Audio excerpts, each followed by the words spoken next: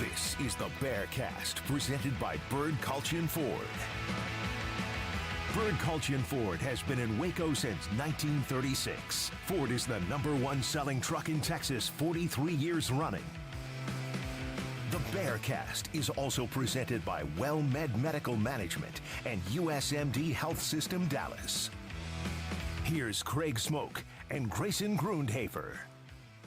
And welcome in on this Tuesday, August the 27th, 2024. And congratulations, we have arrived on the opening week of college football unofficially. The opener last week with about a handful of games or so, including a big upset, Georgia Tech over Florida State in Ireland. But now it's time for the full meal deal, and that includes Baylor this Saturday at McLean Stadium against Tarleton State, who actually has already started their season as of last weekend, so they have a game under their belts, and maybe that plays into a little bit of the discussion today. But I'm Craig Smoak, joined as always by Grayson Grundhoefer. Got Garrett Ross behind the scenes as well, and Jack McKenzie, I'm sure, will be along at some point in addition to the regular group here. So glad to be with you and glad to have gotten to this point, Grayson, where the season is here, and we are going to be live every Tuesday, as usual, at 11:15 a.m. on the Baylor Athletics on Sikkim 365 YouTube page. So for anybody joining us live or after the fact, that's where we will be. And, of course, the recorded version afterwards. But however you're catching us, whenever you're catching us, please hit that like and subscribe button. We would much appreciate that. And, yeah, beyond that, let's talk some football, I guess. Man, it's just exciting. I mean, it's game week. That's obviously awesome. I think, week 0 is kind of just one of those weekends where you just get a glimpse of football, right? And obviously there was a big storyline with Florida State losing. But in general, I think this is a really exciting time period for Baylor fans, the Baylor program. You get kind of to start fresh, right? And look back on last year and be like, okay, everyone hopes that doesn't happen again. And so maybe they can come into this game and really start to build something off of what happened a year ago. We know the offseason changes. We know the offseason momentum recruiting-wise. So now can that translate to the field? I think that's what everyone is kind of looking forward to and hoping to see on Saturday against Tarleton. Most definitely. So we're going to talk about Tarleton. We also have a bunch of predictions to get into as far as Baylor's season and the Big 12 schedule. And look, there's 16 games in the Big 12. So, I don't know how much time we're going to have. I told Grayson this before. Ideally, we'll have time to pick, but 16 games is a lot of freaking games, man. So, and it's a rough week one. Yeah, the games so aren't great. We'll see how many games we get in there. We'll, at least talk about a couple of them, but it'll be easier once we get into conference play to not have so many, but that's a result of conferences growing. It's not, 2 years ago could have just done 12 teams and boom, you'd be done with it. Now it's been an interesting switch around in the teams the last couple of years to where we're now at 16. So, going to have to figure out how to squeeze all of that in, but we'll have that for you in addition to the mailbag and who knows what else between now and the end of the show. But let's go ahead and start off with what's most important, and that is the game right in front of Baylor and Dave Aranda in their first game since all these changes this offseason. The changes we've talked about extensively. We've talked about it 1,000 times since the end of the season. Mass coaching changes, mass roster changes, off-the-field changes, changes, all in an effort to keep things the same in 2025. But they've got to go win games. We know that. It's not a matter of you had to win exactly 6 or more and you save your job or you win this. It's going to depend on probably the style in which it occurs, but they've got to win more than 3 games this year. I think that's very safe to say, and they need to be flirting with bowl eligibility at minimum, in my opinion, to show that they're on track to being an improved football program. So let's start off with Tarleton, and what is the game on their schedule that can give them that one win that is pretty much as guaranteed as it's going to be all year long. Tarleton State did open up the season last week with a 26-23 win over McNeese. It was a game where Tarleton was up 16-7 in the first quarter and then 26-7 at halftime. But McNeese made a run of it in the second half. Tarleton's quarterback got hurt and did not return. So that is an interesting note ahead of this game. From the starting lineup perspective is one game in and they already got their quarterback hurt. So we'll see where he is. But, this is a story of Tarleton being the better team. But, again, a run by McNeese there in the second half, and they made it a close ball game. But obviously injuries, things like that played into it. So Tarleton's 1-0. They have a coach who we interviewed this past offseason. He was fun to talk to, and Todd Whitten. And, I think they're going to be a spunky bunch that's not somebody that I think Baylor should have a rough go of things with, but I don't think they can play with their food necessarily either, because I don't think they've proven they're good enough to be able to do something like that just yet. Definitely, especially after what happened last year. Losing to Texas State that first game of the year was just, really hard to watch. And then you fast forward to when they played Long Island, and it just was the most anticlimactic game ever, where everyone had to leave the stadium because of rain and horrible weather. So I guess looking forward to this game, you mentioned Victor Gabalis, their quarterback. He got hurt in the first half of this game, did not play in the second half, and it doesn't seem like he's going to play in this game. Based on what their coach had said earlier this week, he was having trouble gripping the football. This game doesn't really matter to Tarleton either. It's a game, sure, you'd like to come in and compete and maybe pull off the upset, but in general, they have, conference play ahead of them, and they have big aspirations as they're, a top 25 team at the FCS level. I think they're number 21, I believe, in the initial ranking. So all of that to say, I don't believe their starting quarterback's going to play in this game, which is great news for Baylor. Not like it should matter, but Tarleton State's backup quarterback was 1 for 8 for 4 yards passing in the entire second half. One thing I want to mention, yes, they were up huge at halftime. It was 26-7 versus McNeese State. McNeese State also turned the ball over 4 times in the first half. And so that really was the big reason that Tarleton was able to get out to a big lead. Yes, they played well, but McNeese really just handed them that game in that first half, and they were able to turn things around and make a little bit of a comeback in the second half. But I wouldn't take too much away from that performance and say, wow, Tarleton's great. I actually had the opposite reaction. They were outgained in this game. They were outplayed for large stretches of the game. They just so happened to win basically all the kind of things on the margin, whether it was penalties or turnovers or various things like that, and their quarterback got hurt. So throw that all in together, I would say it wasn't the most awesome performance by Tarleton, but it's clear that there are some big expectations for them this year by the fact that they are ranked. They were 8-3 a year ago, and they do have so much returning talent. And this is their first foray into Division I football as they are now making that move, and so got their first win right out of the gates, and that was a good accomplishment. But, yeah, you've got to look into the details of it, and there are some things that are not exactly all that frightful if you're Baylor looking at this, and there's some things that you go, okay, like they got a little something here and there. So I think this is somebody you take seriously, obviously, but also let's just face it, a game where you should win big, and I think anything less than that is an alarm bell right out of the gates because – even those early season games where you overlook somebody, this team doesn't have the luxury to do that. They're not that good, and they haven't proven to be that good. So I don't want this whole we won 11 games last year and we're rolling in overlooking the FCS team. It's like, no, you won 3 games last year. Mm-hmm. You lost to Texas State lopsidedly in your opener a year ago. You were 1-7 at home last year. Yep. So I would expect Baylor to be very locked in and very serious and taking Tarleton State as though it's like playing Michigan or something. At least that's my hope, and that's what I think should be the case. And they better be. And based on what Dave Aranda said yesterday, I mean, it seems like they are. At least it feels that way in the locker room. Now, obviously, when you get to the field and you're actually playing against someone, things can change, and maybe you don't play up to the level that you'd been practicing at. So that's going to be a key thing to watch because a lot of times coaches have a great pulse of the locker room and can kind of get a feel for what's happening, the vibes. And Aranda mentioned that, but, sometimes, those vibes can be a little bit off when you actually enter a game day. And I think he was very honest about just the simple fact that if they don't start out fast, you might have players kind of looking around and coaches kind of looking around going, oh no, is this going to be a repeat of what happened last year? So I do expect them to come out with an emphasis on starting strong. That has not been something that has really, I think, been a part of the culture at Baylor in recent years. So they definitely need to turn that around. And if they can do that, I think they can put this game away relatively early because I do think the matchups very much favor Baylor, especially without Tarleton's quarterback. So what do you want to break down from Tarleton State exactly? I think the biggest things for me, I think looking at this first game, what they did defensively, it wasn't great. I mean, they gave up 245 yards passing and they gave up 200 yards rushing, including 4.3 yards per carry.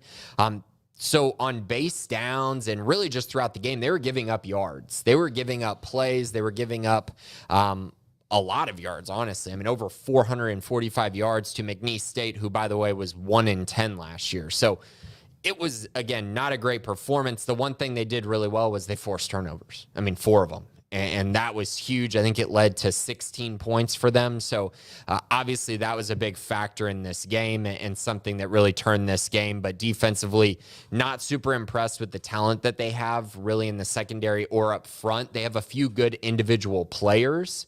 But it should be a recipe for success for Baylor's offense. I think on the offensive side for Tarleton, just a few players to keep an eye on that Baylor fans are going to hear a lot during this game. Kayvon Britton, their running back, is really, really good. He was over a 1,000-yard rusher last year. Their first game of the year had 164 yards on the ground. They also have a really good second running back in Darrell Kelly III, who had 41 yards and a touchdown, and he had a really good year last year as well. So they're going to try to feed those guys, try to get them going, try to get their offensive line moving, to try to test Baylor, I think, up front on the defensive line. And then on the outside, they have 2 really good receivers in Darius Cooper and Keelan Johnson, who they're going to target as much as they possibly can. If Baylor can shut those 2 guys down, they don't have a ton else besides them. So that's going to be really, I think, interesting to watch. The other quick factor is that Jaden Pete, their quarterback, I mentioned he was 1 for 8 for 4 yards. He was their backup because Victor Gabalis got hurt. If Pete is their starting quarterback, not a great runner, had 2 carries for -5 yards, and then obviously not a great passer. And yes, that is right. He had 4 yards passing, -5 yards rushing.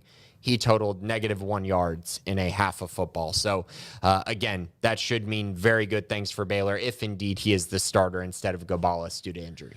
Yeah, they had 76 yards of total offense in the second half. So they really had the wheels fall off once Gabalis went down.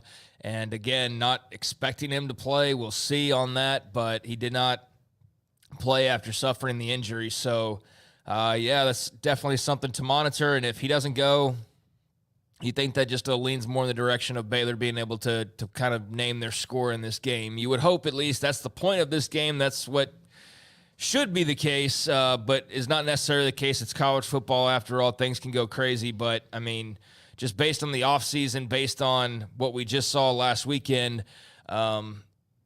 especially with the quarterback situation, you'd think that plays in their favor pretty heavily. Anything else on Tarleton specifically? I think the biggest thing for me going into this game is really that this game is about Baylor. And I think you've mentioned that kind of numerous times in this opening. It's just, is Baylor going to really come out here and just step on their throats early and really not make this a game? I think that's so important for this team going forward, especially with the game against Utah coming up. They got to come out here and really take care of business. They have all this momentum on the recruiting trail, a bunch of really good offensive players committed that want to see this offense succeed. And so doing that in the first game of the year is obviously a good place to start. And then defensively, are they going to come out with an attitude and really an attitude that Dave Aranda would have instilled this offseason as the new defensive coordinator? Is he going to really turn that group around and give them an edge and have them play physically? If they are, then really this should not be a contest, but I am just a little skeptical, and I'm a little interested to see what happens. I think Baylor's going to win this game pretty handedly, but I do have questions because of what happened last year and all the changes. Can it all really come together week one? And can they come out, start fast, start strong, and then, of course, finish? That would be huge. And I think getting some of these backups reps is also a pretty big deal in the first game of the year.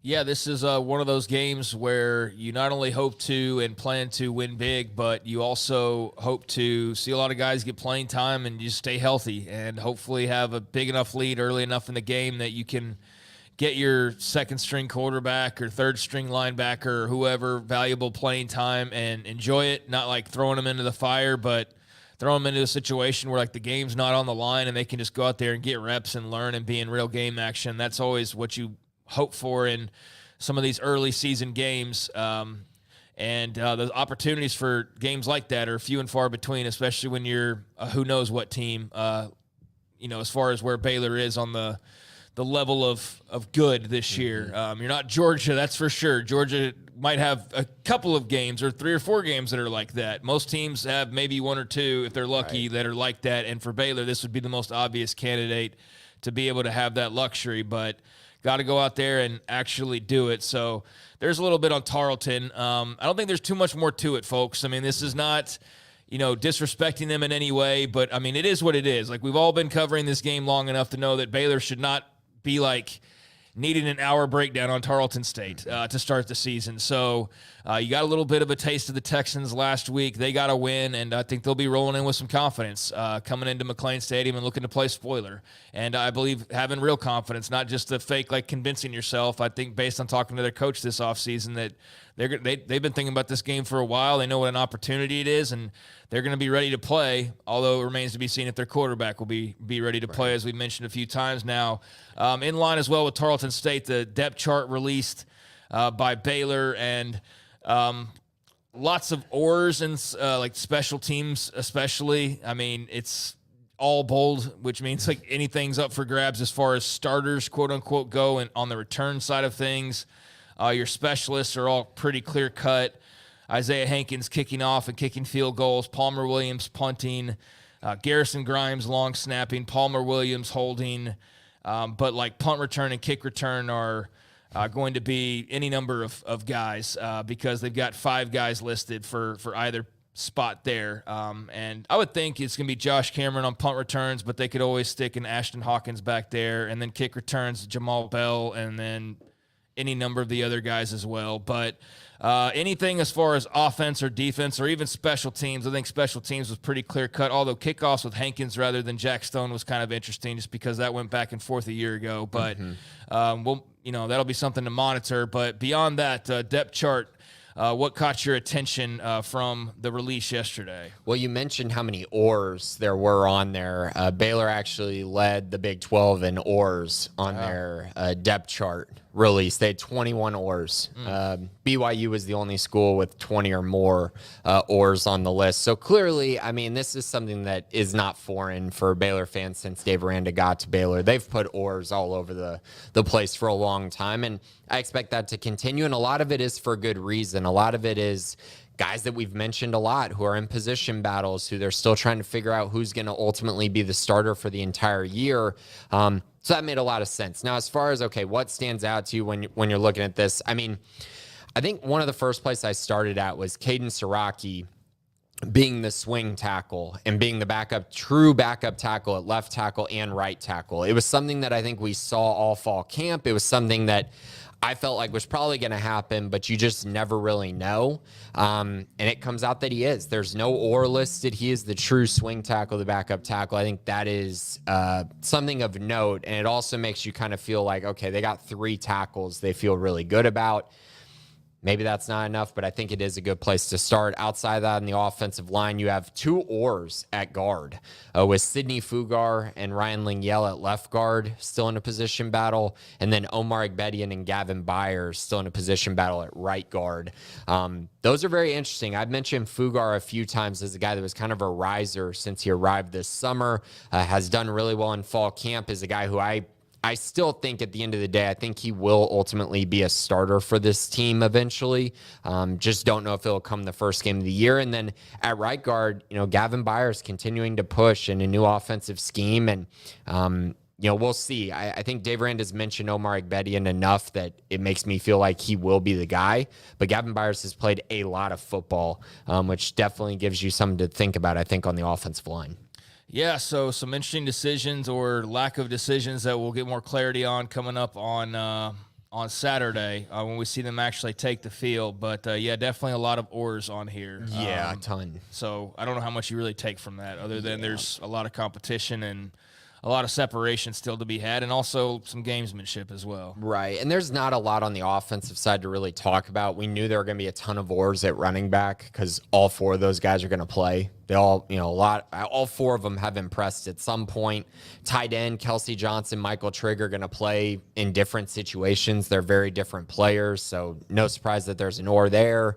Monterey Baldwin, Ashton Hawkins, Josh Cameron, Ketron Jackson, Hal Presley, those are kind of your receivers. They're going to play a ton this year. Jamal Bell kind of as well. So not a lot to take away, I think, on the offensive side. Switching over to defense, though, it was pretty interesting. No Brendan Bett listed on the defensive line was definitely an area that I think most people looked at and were kind of surprised by because he was a guy who had been in the 2 deep. It felt like all off season. So that's definitely one that caught my eye initially. Outside of that, you kind of look at linebacker. You see Rara Dilworth. He's going to be at Mike linebacker this year, which he was recruited as a will. I think he specifically is just going to be a guy that's going to come in for certain packages, especially in passing down situations. So he's one to monitor. I think he's going to play a lot this year, but I do think it will be in a specific role. And then outside that's the Carl Williams at star decision. I think it's just so confusing because, man, I'm asking him about Star at Big 12 Media Days, and he's looking at me like I've called him like a crackhead or something. And I'm like, what did I get this wrong? And he's like, no, I'm like the strong safety. And I'm like, okay, well, I feel stupid because I thought you were playing Star. And then I'm like, well, you played a little bit of that and you played safety last year. So, okay, I'm a dummy. Corner. He didn't even play safety. So I was like, I'm a dummy. So, like, I guess I'm just confused. And then here we are, and he's a freaking starting star in the depth chart. So what the? Yeah, so he was always going to play star some. So I don't know why that would have been surprising. But the thing that we had heard all offseason was that, and really seen a lot this offseason, was that he was going to play some field safety or some boundary safety at some points during the season. And kind of what you gather from that is essentially Carl Williams and Kendrick Simpkins are going to be dual starters at star for different packages. Yeah.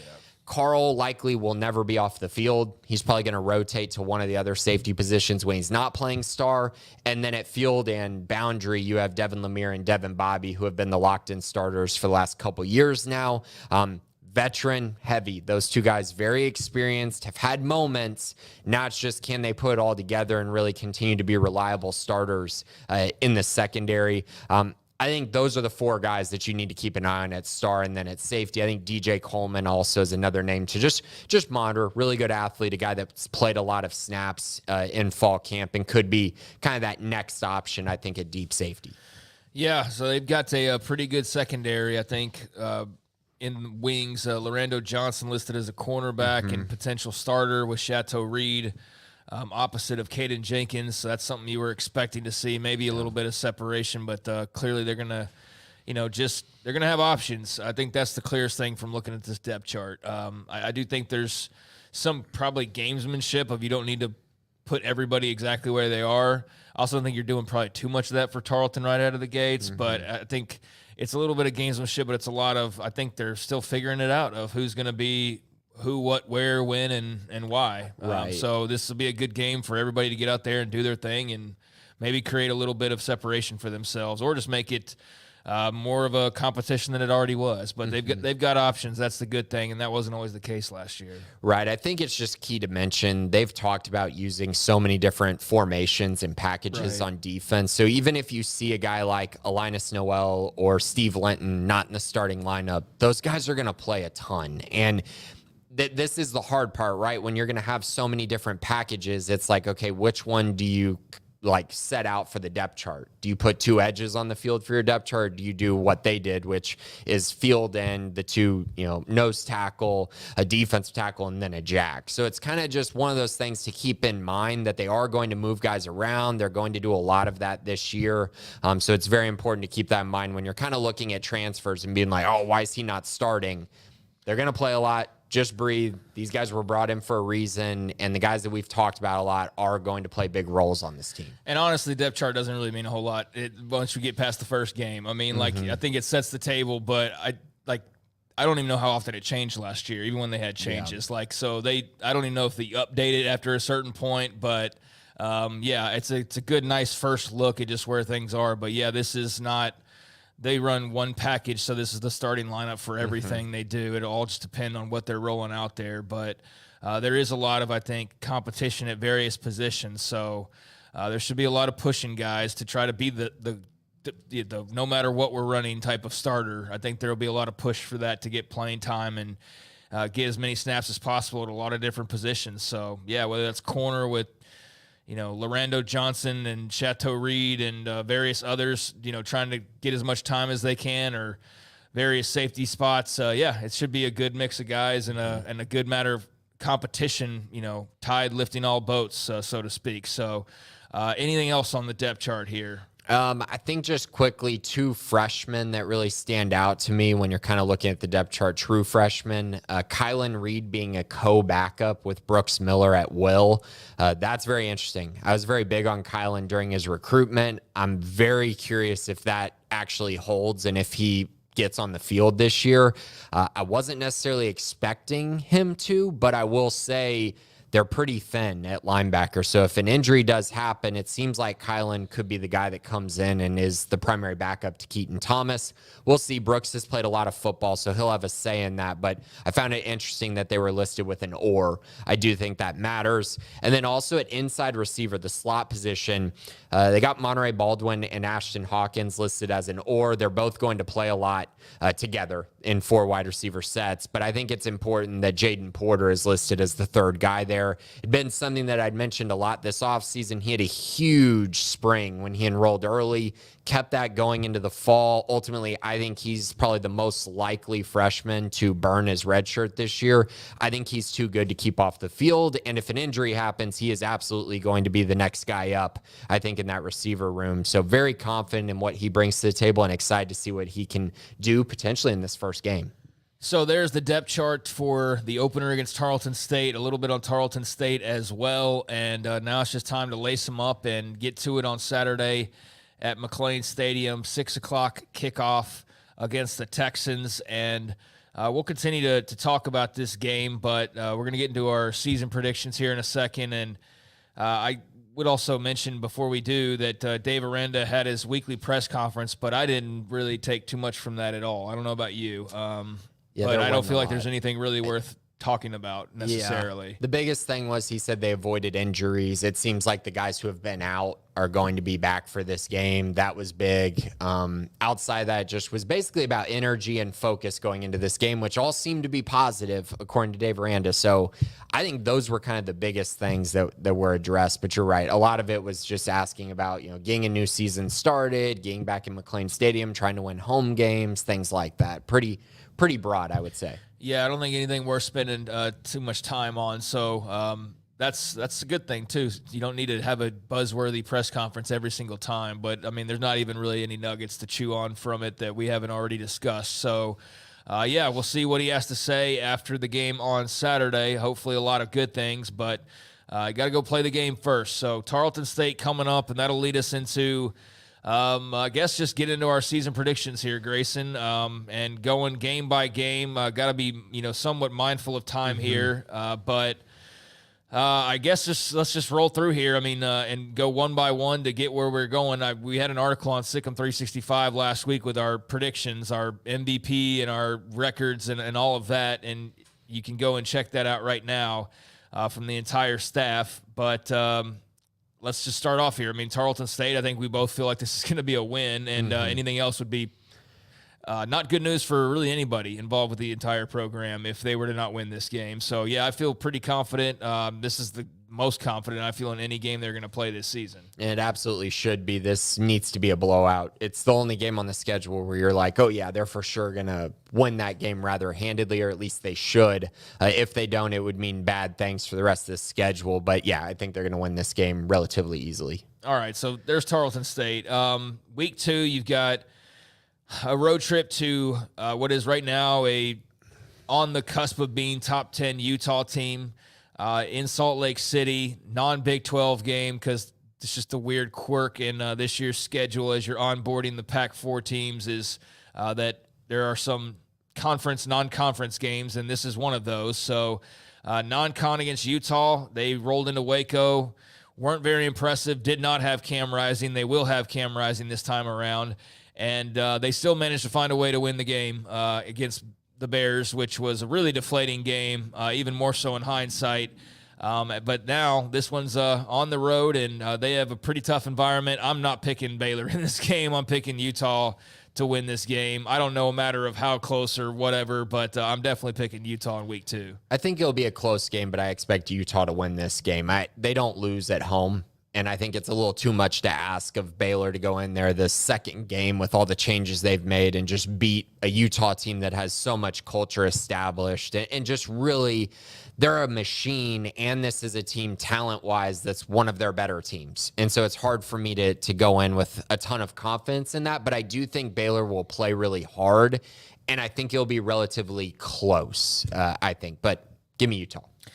Week 3, September 14th, Air Force rolls into town. Last time we saw them, it was the most miserable bowl game that I've ever been a part of in any form or fashion. The Armed Forces Bowl in Fort Worth, brutal winter storm hit, and I remember having a flat tire on the way to the game. It was like 12 degrees. Luckily we were in the press box, so we avoided a lot of the worst parts of it, but not getting in and out, and we're there all day long, and it was just a miserable game on top of all that. So it was not a fun bowl experience, and you lose the Air Force to close off what was a horrific second half of football that led us into last year's just, miserable follow-up, quite frankly. But that's when, the ball was really rolling on like, okay, the Air Force loss just left you feeling pretty empty a couple years ago, and then last year did nothing to help that in any way. So here they are again, and I'm going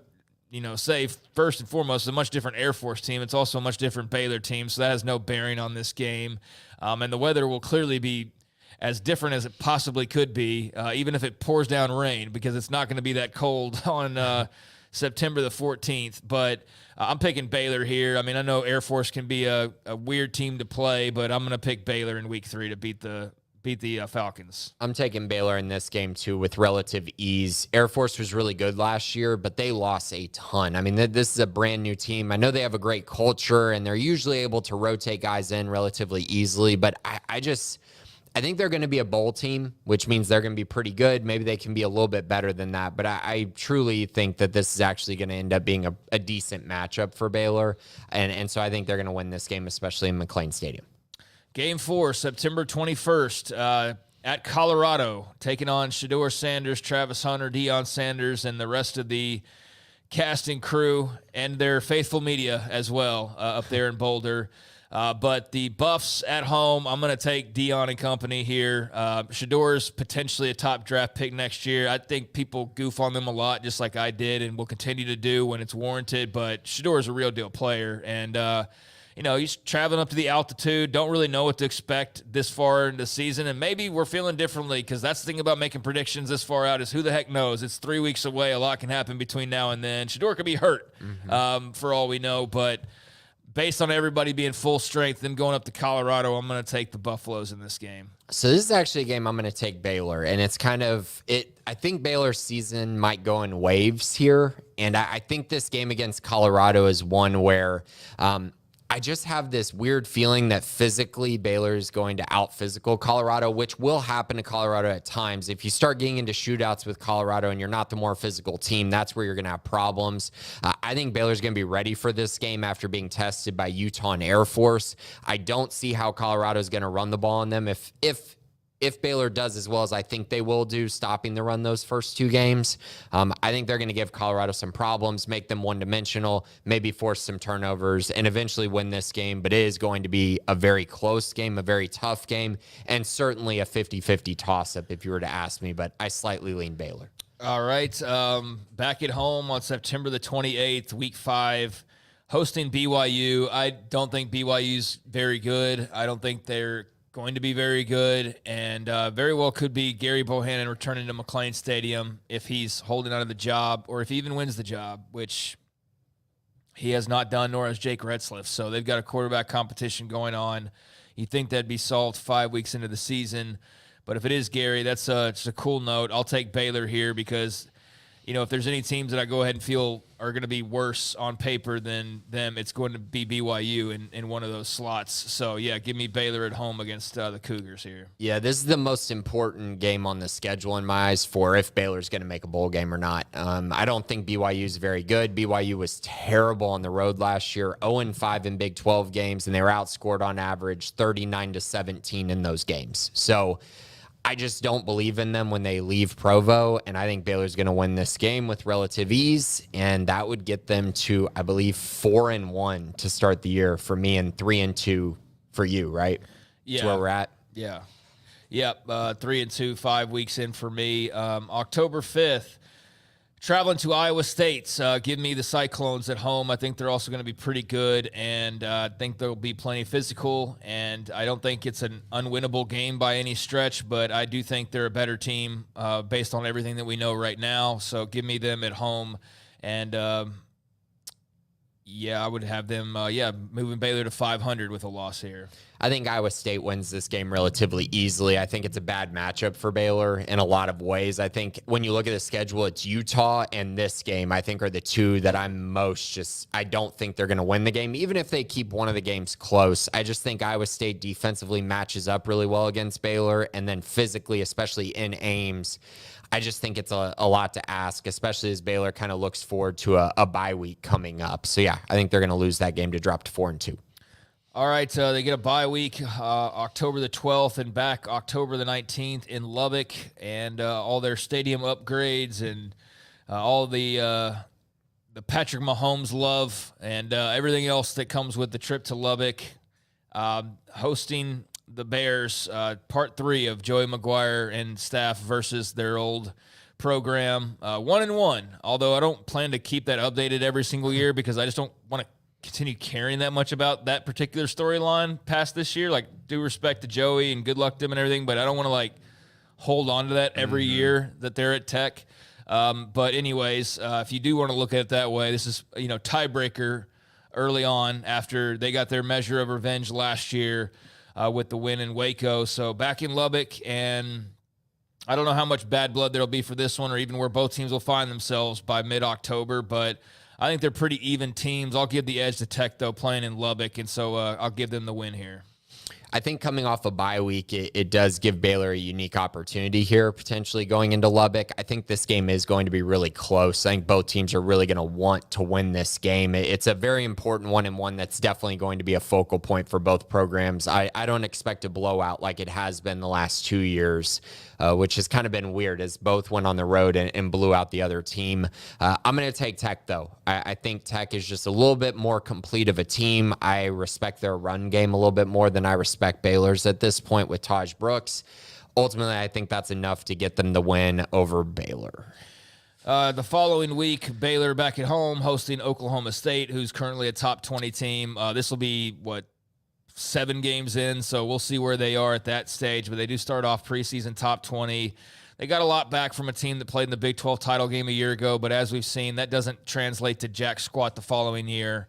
That doesn't give them any guarantee of being back in that spot, but their fans sure feel that way because there's so much coming back, and I get it, starting with Alan Bowman and Ollie Gordon, but their receivers are back. I mean, everything's pretty much back for Oklahoma State, so they should definitely be receiving their fair share of love.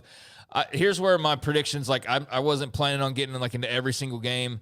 They've got 3 home games remaining. I'm going to pick them to win one of these games. I don't know which one it's going to be. It's either going to be Oak State, TCU, or Kansas. Okay. And I'll just go ahead and say it's going to be Oklahoma State and just go ahead and bite the bullet because I think it's going to be one of those. I don't feel great about that, but I do think they're going to win one of these final 3. So I'm just going to go ahead and say it'll be Oklahoma State, but I kind of feel the same way about them and TCU and Kansas. They all just kind of look the same to me, if that makes sense. I can definitely understand that. I think we're trending in the same direction. We'll get to that last game, though, here in a minute. But the Oklahoma State game, I'm going to go with Oklahoma State winning that game over Baylor. I think Ollie Gordon is a little too much. I think Mike Gundy, has found a comfort level a little bit against Baylor in recent years. I know the Sugar Bowl, not so much. I mean, the Big 12 championship, not so much. But outside of that, they've played really well against Baylor. I expect that to continue. I think it's a very close game, though, because I don't think Alan Bowman is going to come into Waco and blow out Baylor. But I do think at the end of the day, Oklahoma State's going to find a way to win this one. All right, so that leads you into the final month of the season. And where are we at this point? I've got them, I think, with 4 wins. I'm 4-4 currently. No, I think I've got them with 3 wins right now. So you're where? I'm at 4-4 okay, right now. I'm definitely at 3. No, you're at 4-4 because of the Oklahoma State game. You have them beating currently Tarleton, Air Force, BYU, and Oklahoma State. Okay. So we're both at 4-4 going into November. Yeah, that still sticks with what I'm trying to do. Okay, so November 2nd, TCU at Baylor in Waco. I mean, look, prove it to me before I pick you beating TCU. I mean, at this point, it's just so silly. This rivalry is so lopsided. It should be what you wake up pissed off about every morning if you're a Baylor football player in some ways. Truly, this, if Ohio State or Michigan or Oklahoma, Texas was this one-sided, can you imagine the heat that would be on the coaches' seats, respectively? I mean, look at Ryan Day. He's lost, 3 in a row? And, they're when he wins every other game, but he can't beat Michigan, and it's they want to burn the house down, right? And, man, if it was like that around here, there wouldn't even be a house because they cannot beat TCU. So give me TCU until proven otherwise. I mean, at this point, you just got to go ahead and give it to them until Baylor makes you go the other direction, in my opinion. Mm-hmm. So yeah, give me TCU and Waco. I definitely understand that, and it's very hard to pick Baylor in this game, but I do think with the 2014 team being honored at this game, with all the pageantry that I think is going to come with this game, with the fact that it could be a night game maybe, if these two teams are good enough, we'll see on that. I think it's going to make for a really good environment, and Baylor's not taken advantage of those environments in recent seasons. I think they do in this one. I think they're going to beat TCU at McLean Stadium and get a huge win. And really, this is a win that now helps you push towards bowl eligibility. All right, then a bye week following this. So if they were to be able to finally beat TCU, then that'd be nice to actually celebrate it for an extra week, in theory, because you don't have to turn right around and play somebody else. And maybe even enjoy it that much more if you're getting bowl eligible or if you're one win away at this point, but you will then head to Morgantown, West Virginia, against what should be a pretty good Mountaineers team on paper, November the 16th in M-Town, and give me the Mountaineers in Morgantown. So, yeah, they're playing on thin ice for me as far as bowl eligibility with just these last couple of games to go. And yeah, I'm taking West Virginia at home. Yeah, I'm taking West Virginia as well. Baylor's never won in Morgantown. I think West Virginia's offense is just going to be too much, which is unfortunate because I actually think the matchup is pretty good. I think if it was in Waco, I might be able to find a way to pick Baylor. I mean, Baylor had a great chance to beat them last year, and Baylor was really bad a year ago. So I'm going to take West Virginia. I trust Garrett Green. They're going to get the job done. That game, I think, could be pretty meaningful for West Virginia as well. So I think they keep Baylor from getting to a bowl game at least this week. We'll see. There's, I understand West Virginia fans feeling disrespected.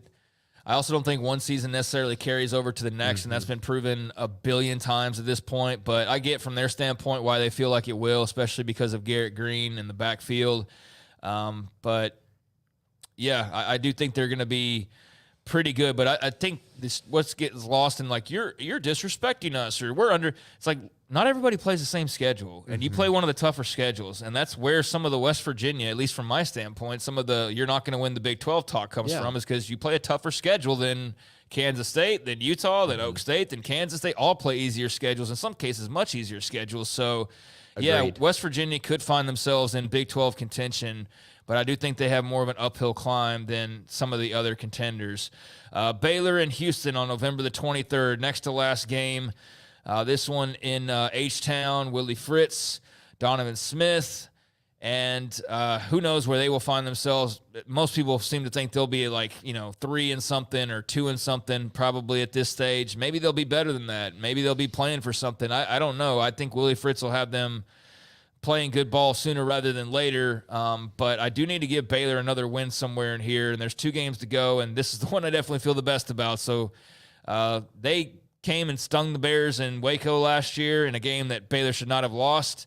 I hope they, and I'll predict here, they go and return the favor, although maybe not as dramatic fashion, and they go beat Houston down in their place. So, yeah, Baylor, give me them over Houston. I think Houston's going to be pretty bad this year. I believe Willie Fritz actually has a little bit of a rebuilding job, at least for this season, and he'll turn around. I actually do think he's a pretty good coach, but I don't have a lot of faith in what they're building and what they brought in this offseason. So I'm going to take Baylor rather easily, and this is the game that gets them to bowl eligibility for me. So I have them going 6-5 heading into that Kansas game at the end of the year. Yeah, and I've got them at 5-6, which leads to the final game, Kansas and Baylor in Waco, November the 30th. KU, a top 25 team in the preseason by most measures, and I picked them at 5-7, folks. So I'm going to stick with 5-7 and say they drop this. Although I could see them dropping Oak State and then winning this game. Like I said in previously, like one of these last few matchups, I feel like they're going to win one of those, and so. It's one of these, and so since I picked Oklahoma State earlier, I'll give Kansas the win here, but I could easily flip that. I think if you have them not with the ability to make a bowl game, then picking them to beat Oklahoma State probably makes a lot of sense, because it's probably going to be tough to get up for the Kansas game if you're done for the year. So I have them currently 6-5 going into this game, and this has been one of the tougher games for me to pick all offseason just because it's the last game of the year and you're playing Kansas. Will Jalen Daniels be there still? He hasn't finished many years at Kansas over recent seasons. If he's not playing, Baylor has a shot to win this game. But if you're just looking at these two teams right now, who do I need to pick? I'll go with Kansas.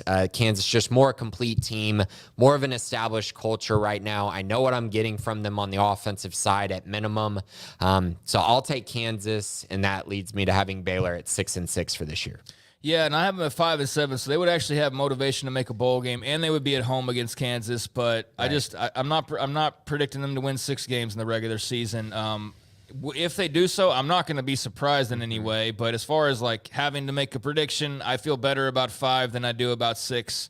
So that's where I landed. Although the margins are razor thin. Like there's not a lot separating tipping that over. I mean, a weak gust of wind could flip me to 6 wins. That's just they're anywhere from 5 to 7. Anywhere you want to put them, that's where I feel like they're going to be. But for the sake of making an official prediction, I'm saying 5 and 7. But 5 wins, 6 wins, 7 wins. I think that's all very easy to see. Anything less than 5, there better have been major injuries. No other excuse otherwise. And anything greater than 7, and I don't know what happened, but thank goodness for it. Yeah. And thankfully we'll be able to get rid of hot seat talk and don't go and sign a major extension administration. But that would obviously be great news if they could be much improved and be a 7 or 8 win team, or be an 8 or more win team, but that would also be pretty surprising. Right, and we've seen in this conference, I mean, there are wild things that have happened. We saw West Virginia last year end up winning 9 games. So if things go perfectly your way, or if the schedule ends up not being as tough as maybe some people expect, and you can get some close game luck, then maybe you find a way to get to, an 8 or a 9 win season, which would be at this point pretty crazy to think about. So I have them making a bowl game. I'm actually leaning 6-6 towards 7-5. I'm not leaning towards 5-7. I actually do think that they're going to be much improved, but ultimately 6-6 feels about right for what this team has in this offseason. Yeah, and that's what Vegas has, and that's what I think pretty much everybody has landed around is anywhere from 5 to 7 wins, and that's pretty much across the board. So I don't think that's so much group thing, because I think it's just that's what you gather based on all the information at hand, and now it's up for the actual human element to go and be human and be unpredictable and prove everybody wrong, hopefully in a great way, but. Talking about 8-9 wins, you just sound like a real big homer, honestly, because you got to put a lot of I just think this will, and I just believe this will, there's not a whole lot of proof to it.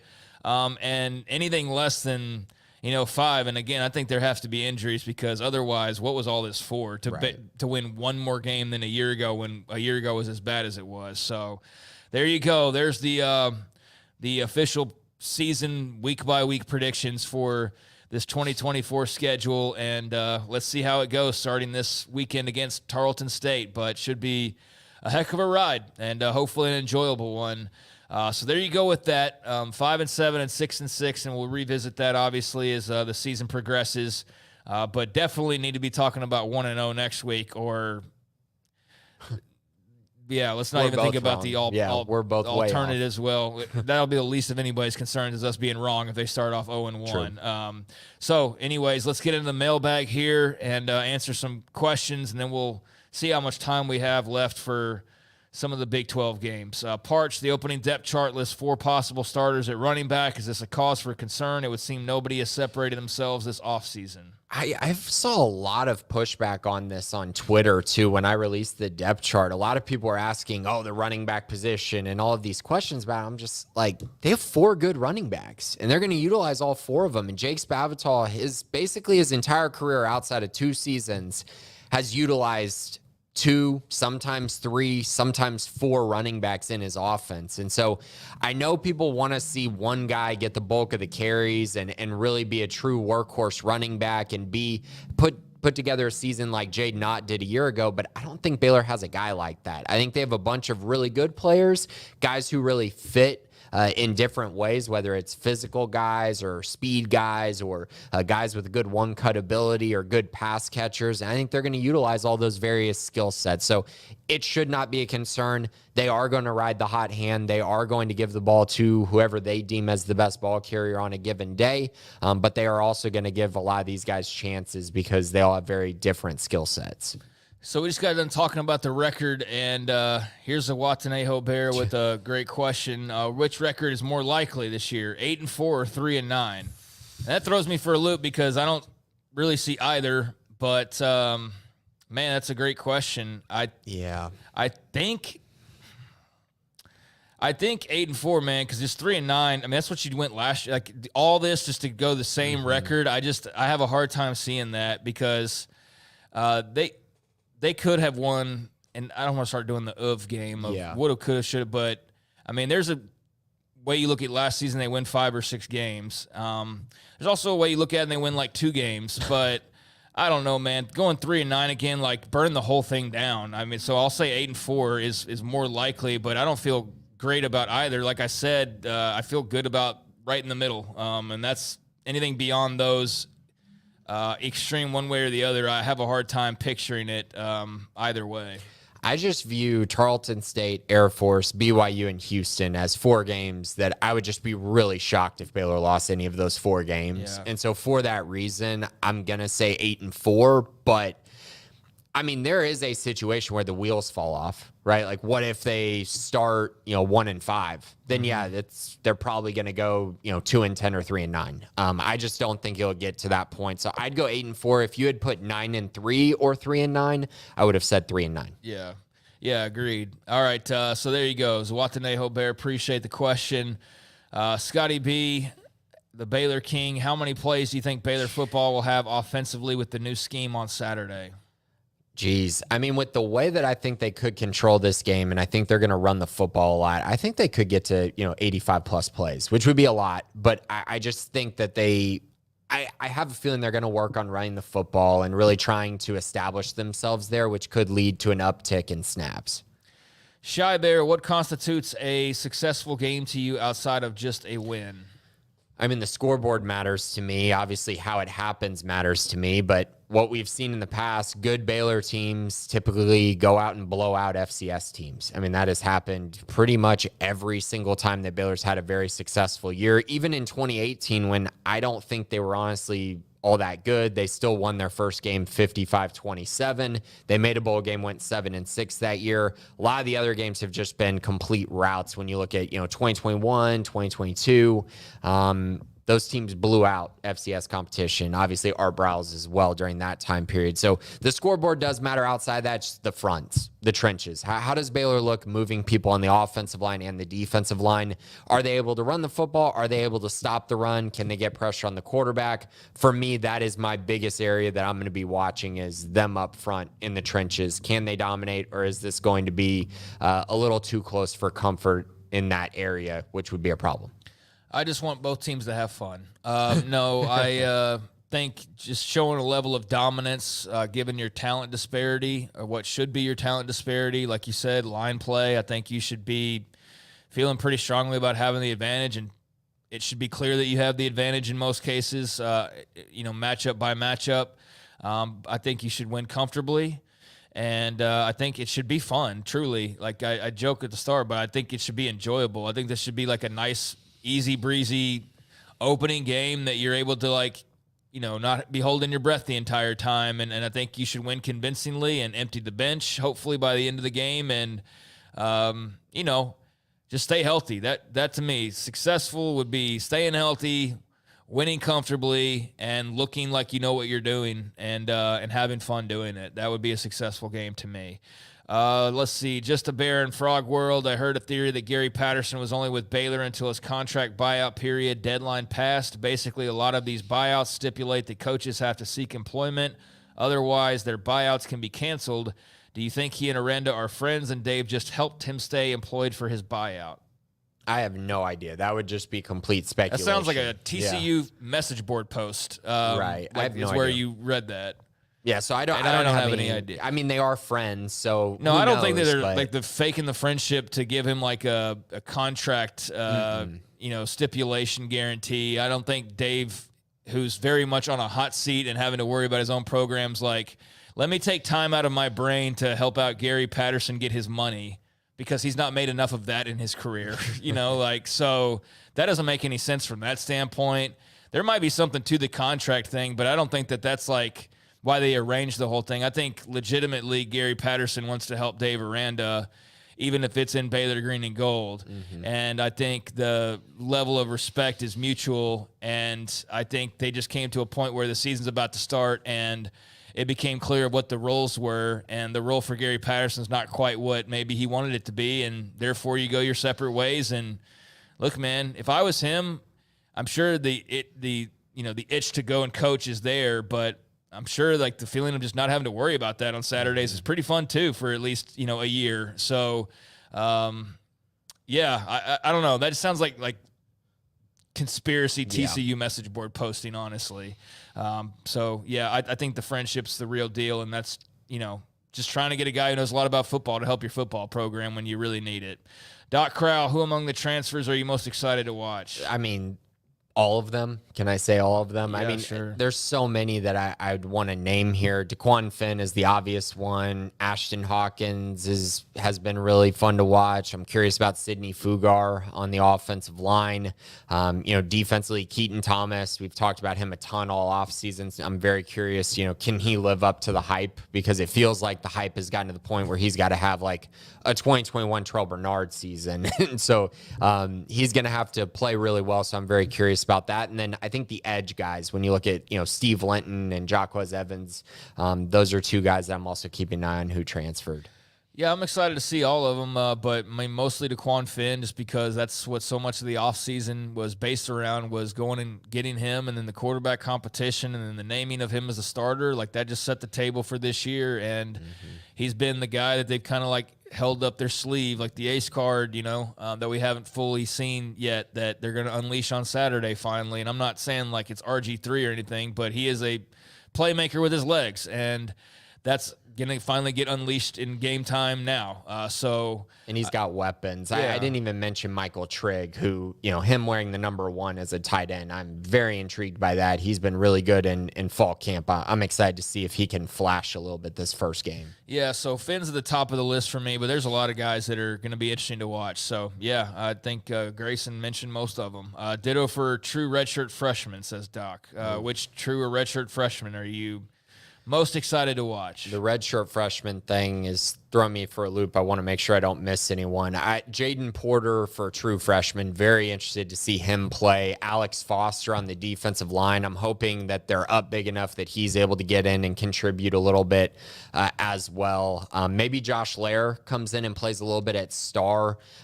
He's behind a few guys, but if they're trying to keep guys healthy and give some freshman reps, he could be another one who gets in there and plays a little bit. Colton Thomason is a transfer. He's also a redshirt freshman. Curious if he can get on the field and maybe make a little bit of an impact as well. So I guess those are a few of the guys that I'm very curious to watch. Oh, DK Kalu too. I think, yeah, he's a redshirt freshman. He's another one that at nose tackle. I'm curious to see how much he's developed over the last year. All right, so there's a few names for you, and pretty much vibes with it. I got Jaden Porter. I'm excited to see him if he gets a good bit of run. Maybe he's mostly special teams because they've got so many receivers, but I think we're going to see a little bit of him. So I'm looking forward to when we do. Okay, how many sacks will there be on each side? I think Baylor should only give up like 2 sacks on offense. They shouldn't give up much. Tarleton State was not that aggressive against McNeese State. They weren't living in the backfield, so you would hope that it's not very many. I think they only had 2 sacks against McNeese, and then 1 quarterback hurry. So hopefully they can keep the quarterbacks relatively clean. Baylor defense, I'm going to say 5 sacks in this game. I think they're going to be pretty dominant, especially against a backup quarterback. Yeah, I'll say like 4 sacks. I think they give up 1 in this game. I think anything more than that, and it's already alarm bells going off, honestly. Yeah. I mean, a couple won't be like crazy, but I don't know. It's also like probably depends when you get him, right? Like if Nate Bennett is in there and he's got third string offensive line. So I'll give him 1, but also, it'll have a little asterisk next to it depending on when and where it was and how much it matters. But like real deal game time, I'll say they get 1. All right, Wyatt Smith. Out of all the freshmen and transfers that aren't in the 2 deep, who will most likely see the field Saturday if the first half goes to plan? I kind of mentioned them. I think Alex Foster, Jaden Porter, Nate Bennett might be able to come in if, once because they're probably going to try to keep Finn and Robertson healthy if they're, blowing this game wide open. Those are a few I'm definitely interested in. Kylan Reed, I think, will play in this game as well. Significant snaps late. So, yeah, those are a few. I think if it gets way out of hand, you'll probably see all of them. It's just a matter of how out of hand and how early that happens. All right, next up, also from Wyatt, I know Special Teams is trying to build off last season. What is the ideal success rate this season for our PK place kicker, which is Isaiah Hankins? 75% from 5 to 40 yards, 50% from 45 to 55 yards. That is really specific. Well, he was not good from 40 on last year, which is like it's college kickers. That's not like shocking or anything. I wrote about this yesterday in the little special teams write-up. They should be good on special teams, but he needs to be better as far as kicking. I mean, missed 2 extra points last year.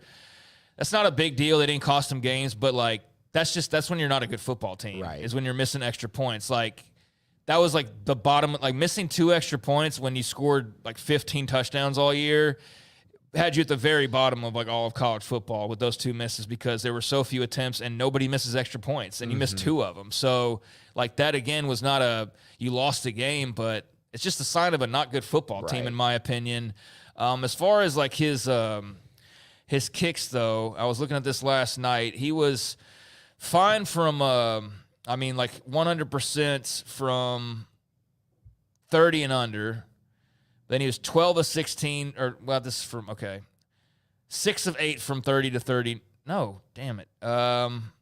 He was 6 of 6 from 20 to 29, 6 of 8 from 30 to 39, 4 of 8 from 40 to 49, and then he was 2 of 3 from 50 plus. So he's got a leg, and from 50 plus, 2 out of 3 is actually pretty good, but the 6 of 8 from 30 to 39 and the 4 of 8 from 40 to 49 is the 40s is where you could really improve. Yeah, I think so as well. Those in-between kicks that you're kicking more of, and that you really want to feel confident about your kicker making those as well. So I'd say above, 50%, but slightly above I think would be good from 45 plus. That'd be great. That'd be a nice bump from last year. Yeah, I think 45 and under, getting around 80% would be really nice. When you start talking about the 48 and 50 yarders, I mean, you're kind of just hoping there, but maybe Hankins makes a big step forward. I know Baylor's kicking game typically has gone in waves where it's like really good one year and then just absolutely terrible the next year. Starters come back to lose their jobs. Right. Yeah, it's really wild. Yeah. So maybe he has a bounce back.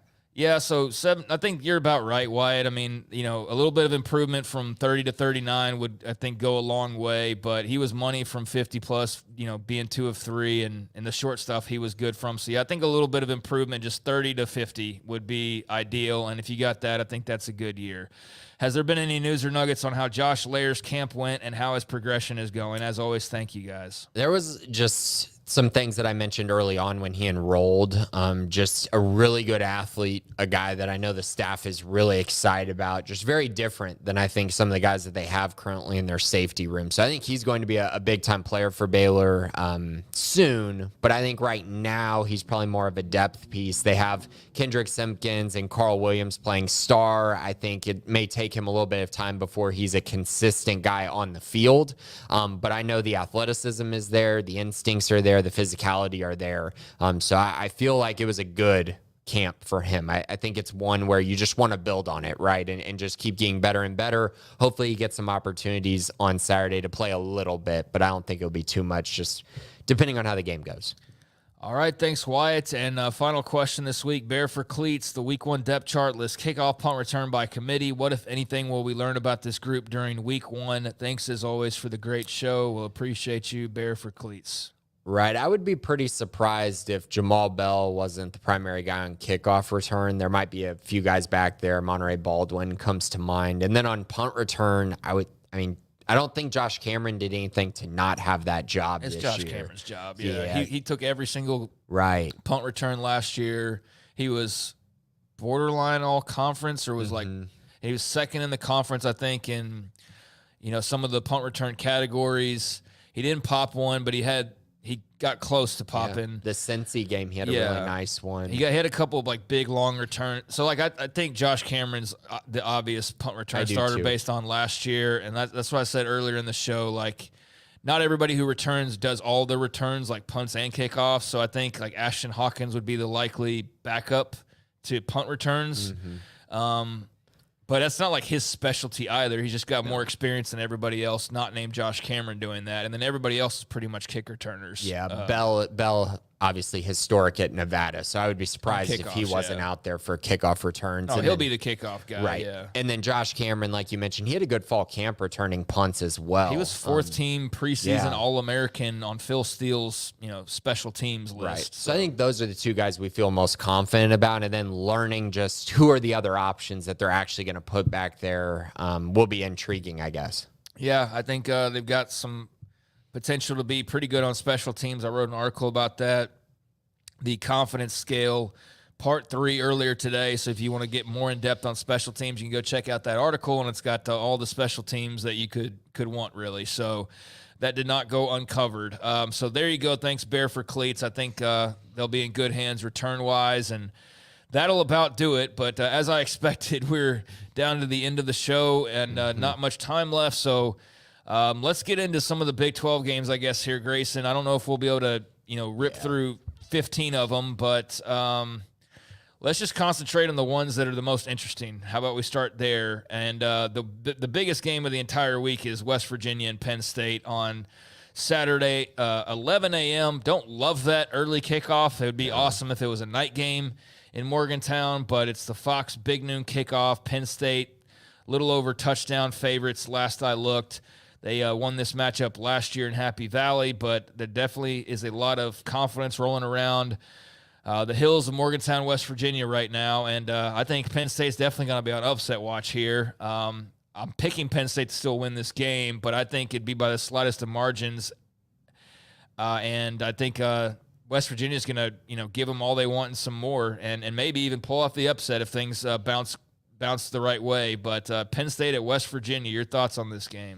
I'm going to take Penn State to win this game. I do think that if this was a night game, which is what Penn State got last year, they got the night game against West Virginia. I think maybe I'd be a little different about it, but 11 a.m., I think Penn State will be ready for this game. I think West Virginia will be ready for this game. I think I'd probably take West Virginia plus the 8 points, though, but I do think Penn State finds a way to win this game. And last year's game was really close until, I guess it was maybe the start of the fourth quarter, and then it ended up looking like a very lopsided game on the scoreboard. But it was relatively close. I have a lot of faith in Garrett Green being a pretty capable quarterback, but I think ultimately Penn State just too good defensively and too many options running the football on the offensive side. And I think they're going to keep West Virginia off balance defensively. So I'll take Penn State there, but it should be a really fun game, and I expect it to be close. Everybody talks about, like, how can the Big 12 improve its respect levels around the country, and how can they get more respect, and how can they be taken more seriously. Have West Virginia win this game. Yeah. It's really that simple. Win these types of games, and that's how you build up resumes, and you build up higher-ranked teams, and you build up when you start comparing to other teams across. Well, hey, they got this win over top 10 Penn State. I mean, that's how you do it, folks. Winning's all that matters in the long run, and when it comes down to it, in every way, shape, and form. And so for all the Big 12 gets no respect crowd, which is right some of the time, these are the types of games that you have to go and win to change that narrative. So that's a big one. That's the biggest one of the week by far as matchups go on paper. So, give me Penn State, but I think West Virginia will make it very interesting at home. So there is that game. Let's see here. How do you want to do the rest of these games here? Because some of them are really interesting, and some of them, like, I just don't think UT Martin's going to threaten Kansas State. No, we don't need to talk about many of them, but I do have a question for you. There are two very intriguing games, and I've never seen this happen before, where the games are 10-point spreads, and it's between an FBS opponent and an FCS opponent. And Colorado is a 10-point favorite against North Dakota State, and Oklahoma State's a 10-point favorite against South Dakota State. Are either of these two teams sweating this weekend? Yeah, I mean, they might be sweating at different intervals in this game. I don't think either one of them loses, but I do think that it could get really interesting, at least early on, for both of these teams. I think Oklahoma State learned that lesson last year, right out of the gates, that you can't be overlooking your non-con opponents, no matter how good you think that you might be. And who knew, with the way that they started off last year, that they would end up in the Big 12 title game. They lost to South Alabama. Bad. So I don't think that they lost 33-7. So I don't think that they're going to be overlooking, anybody this time around, especially a program that's, earned some respect. So, that's one that I think you're aware of the upset factor, and that will help you if you're Oklahoma State. I don't know, with all the arrogance over in Boulder, or what appears to be arrogance at times, I think they're smart enough, and we probably play that up too much to be ready. But I also don't think we exactly know what to expect from Colorado, so that could be kind of interesting. I don't think they'll lose that game, but that's one you go like, well, I could see it going differently. I could see it. I don't expect it, but I could definitely see it. I think they're both going to end up winning, but it is fascinating to see those low point spreads in a game like that. Yeah. Whew, it's going to be interesting. If things bounce the right way, who knows? Maybe there's a huge upset week one. Those two are the most, I think, obvious to be massive upsets, even though there are some other games that maybe you could see upset factor. Houston's a 1.5-point favorite against UNLV. But UNLV is a popular team this year, I would say. Yeah, I mean, they're better than probably people understand that they actually are. And we've had their head coach on a couple times over the last year as well. I wouldn't be surprised to see UNLV actually go into Houston and win that game. That's 6 o'clock on FS1, just like I was talking about with West Virginia and the narrative and all that. Like, you can't lose that game if you're Houston, or that's going to put you in a really bad spot. So, That one's interesting. Arizona State, less than touchdown favorites against Wyoming. Arizona State is at home. That's a 9:30 kick as these new schools get ushered in. Going to be more of those in Big 12 country. What were formerly Pac-12 games are now Big 12 games, so that'll be on FS1. So you can actually start off your viewing for the conference on Thursday, where there'll be 4 games, and then you'll have, which will be UCF, Kansas, Colorado, and Utah all at home. And then you'll have TCU at Stanford on Friday night, and TCU nearly 10-point favorites on the road. So I don't think you're really sweating that one all that much. Although, hey, it's Stanford. It's a power program. It's an ACC team. So, like, again, in terms of, like, the graphics you see at the end, like the records versus conferences, like that's a game you need to win if you're a Big 12 fan, so to speak. And then, everybody else in action on Saturday from 11 a.m. till 9:30 p.m. So this widened conference, like you'll have your fill of time frames each Saturday to watch Big 12 football. And that's, partially by design and all over the Fox and ESPN networks. So glad to have these back. I think we mentioned the biggest games as far as the closer games. The rest of them, you're looking at, 30-point spreads on Cincinnati versus Towson and 28.5 for Iowa State versus North Dakota. So, yeah, those handful of games we mentioned are the ones that could be a little bit tricky. But I think you expect the conference to roll out of this weekend relatively unscathed. Maybe a loss. Anything more than that, I think, would be a big disappointment. Aside from West Virginia. I think. And the other one, if Houston lost, if that was the scenario, West Virginia and Houston lost, that'd be fine. Understandable and acceptable. Anything beyond that, I think it's not as good. Somebody lost a game they shouldn't have lost. Right. So there you go. There's a little bit of the Big 12 for at least what we have time for.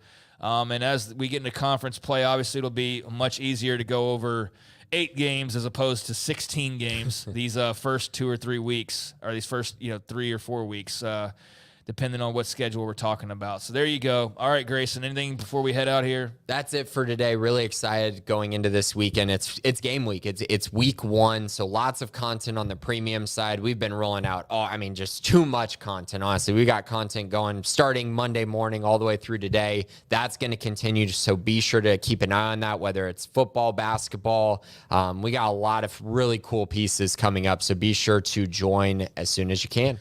Yeah, a lot of stuff to dive through and just enjoy ahead of the game on Saturday and throughout the rest of football season. So have fun, everybody. Be safe if you're traveling to the game, and let's hope this is a fun football season, much more fun than last year, please, for our sanity. That was tough. Let's hope everything's more fun so we can all enjoy the heck out of this brand new football season. But until next time, we'll talk about Tarleton State and start to get into what Utah preview next week. But until then, appreciate you listening. Please hit like and subscribe on your various podcast platforms and YouTube. This has been the Bearcast on SicEm365.com.